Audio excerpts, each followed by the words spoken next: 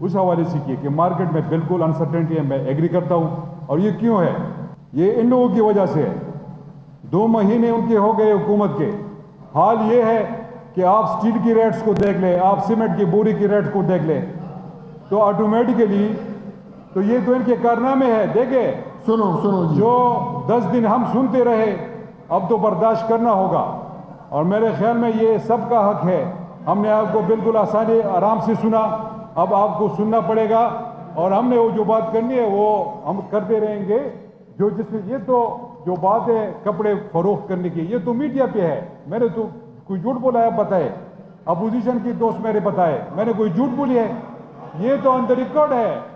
یہ تو آن the record ہے. میں اس لیے کہتا ہوں کہ آپ کپڑے مت بھیجیں. صرف جو پاٹک وغیرہ آپ لگا لیتے ہیں بارڈر پہ, اس کو مت لگائیں. خیبر پختونخوا کے لوگ پاکستانی ہیں.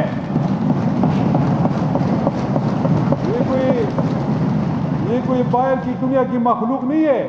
نہ خیبر پختونخوا جو افغانستان کا حصہ ہے, یہ پاکستان کا حصہ ہے.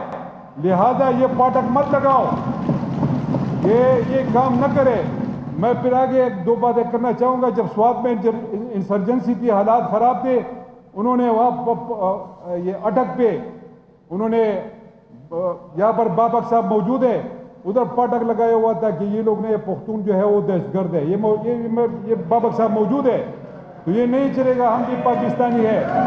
اور میں یہ بھی بتانا چاہوں گا, میں یہ بھی بتانا چاہتا ہوں کہ پاکستان کے وسائل پہ جس طرح اور صوبوں کا حق ہے, اس طرح خیبر پختونخوا کا بھی حق ہے.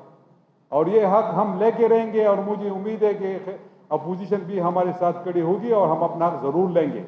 یہ اس طرح نہیں چلے گا کہ federal P S D P میں ہمارے جو اسکیمز آلریڈی سے اپروڈ تھے وہ نکالے جا رہے ہیں. تھوڑا بڑے ڈیم ہے جس کو پورے ہنگو سٹی کو پانی فراہم ہونا تھا, انہوں نے نکال دیا ہے. ہنگو یونیورسٹی انہوں نے نکال دی ہے. اچھا بالکل لیفٹ پنچکوڑا اریگیشن اسکیم تھی لیفٹ رائٹ کینال, اس کو نکال دیا ہے. اچھا اب ایکس فاٹا کے حوالے سے میرے یہاں پر این ایم ڈیز کے لوگ میرے موجود ہیں یہاں پر, میرے بھائی ہیں. کبھی کبھار یہ گیلا کر دیتے ہیں کہ یہ ایکس فاٹا یا این ایم ڈیز یہ کیا یہ مطلب یہ کیوں ہے اس طرح. میں آپ کے ساتھ ایگری کرتا ہوں. اگر انہوں نے مرجر کرنا تھا تو ڈائریکٹلی ایکس فاٹا کو ڈائریکٹلی خیبر پختونخوا کا حصہ بناتے. یہ کون سا ڈرامہ ہے کہ 10 سالوں میں یہ ہوگا اور یہ مرجر اس طرح ہوگی. میں تو جب آیا مجھے حکومت ملی تو مرجر ہو چکا تھا. پھر جو اس کے سٹیپس لینے تھے وہ میرے ذمہ تھے. الحمدللہ جو ہم نے محنت کی آپ کے سامنے. اچھا جو فیڈرل گورنمنٹ ہے اس پہ کٹ لگائی 21 بلین کی کرنٹ سائٹ پہ. اگر پیسے ادھر سے نہیں ملے تو ہم تو کہیں نہیں بھاگ رہے, اب تو ہمارے بھائی ہے, ہم کدھر بھاگیں. ہم آپ کے ساتھ جو روٹی ہے وہ آپ کے ساتھ انشاءاللہ آدھی کر کے تقسیم کریں گے, اکٹھے کھائیں گے انشاءاللہ. آپ بے فکر رہے, ہم سارے پختون ہیں, ایک ہی علاقے سے ایک مٹی سے ہمارا تعلق ہے.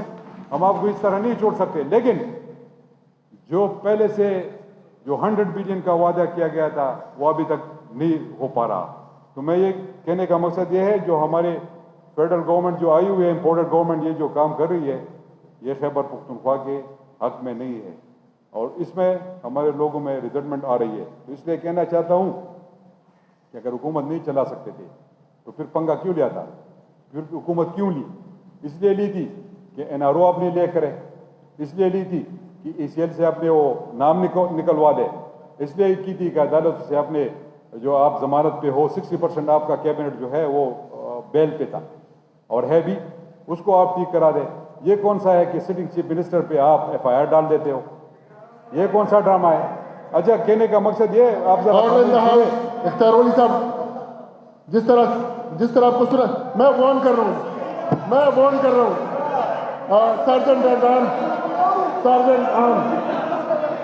سرجنٹ